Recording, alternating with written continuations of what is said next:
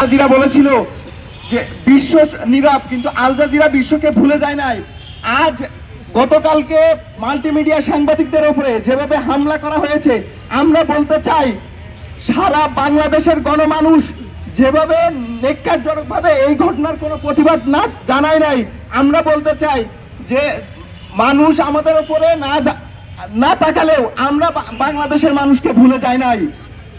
গতকালকে আমরা দেখেছি যমুনা টেলিভিশনের ক্যামেরাম্যানকে কিভাবে হেনস্থা করা হয়েছে।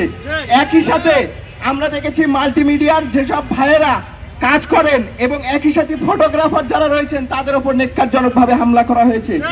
ডিসি মাসুদের উপস্থিতিতেই গণমাধ্যম কর্মীদের উপর হামলা করা হয়েছে। কখনো মেনে নেওয়া যায় না। ডিসি মাসুদের মৌন সম্মতি ছিল এখানে। ডিসি মাসুদ মিষ্টি মিষ্টি কথা বলেন গণমাধ্যম কর্মীদের সামনে, অথচ তিনি কালকে বলেছেন যে আমরা দেখছি। আপনি কি এসি রুমে বসে মিষ্টি হাসি দিয়ে বলছেন যে গণমাধ্যম কর্মীদের উপরে মারা হয়েছে, সেটা আমি দেখছি?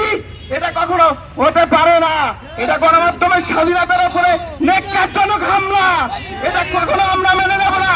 স্বাধীনতা 5 আগস্ট পরবর্তী সময়ে এই যে গণমাধ্যম কর্মীদের উপরে যেভাবে হামলা করা হয়েছে, এটা কখনো মেনে নেওয়া যায় না। গতকালকে বাংলা মোটর, আমি সহ মাল্টিমিডিয়া রিপোর্টারদের অনেকেই সেখানে অবস্থান করছিলেন।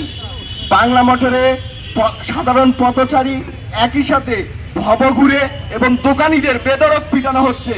আমি সেখানে প্রশ্ন করেছিলাম পুলিশ কর্মকর্তা জাহিদকে যে কোনো একটা স্বাধীন দেশে স্বাধীন নাগরিকের উপরে পথচারী, ভবঘুরে এবং দোকানিকে এভাবে আপনি মারতে পারেন কিনা, একই সাথে তার ফোন চেক করে তার ভিডিও ডিলিট করতে পারেন কিনা।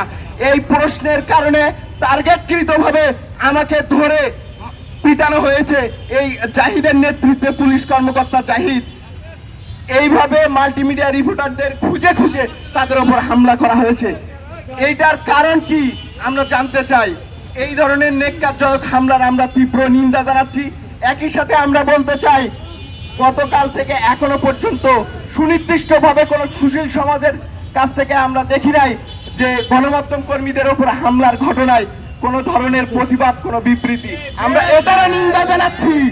পরিশেষে বলতে চাই গণমাধ্যম কর্মীদের উপরে এই যে হামলা হয়েছে, কোনো রাজনৈতিক দলের পক্ষ থেকেও কোনো ধরনের বিবৃতি আশা করিনি। আমরা 5 আগস্ট পরবর্তী সময়ে দেখেছি স্বাধীন সাংবাদিকতা করার কারণে আরটিভি থেকে অরণ্য গফুর নামে ভাইকে আমাদেরকে বরখাস্ত করা হয়েছে। এটারও তীব্র নিন্দা জানিয়ে যাচ্ছে আজকের এই মানববন্ধন থেকে। সর্বশেষ সবাইকে ধন্যবাদ জানাচ্ছি এখানে উপস্থিত সব সাংবাদিক ভাইদেরকে।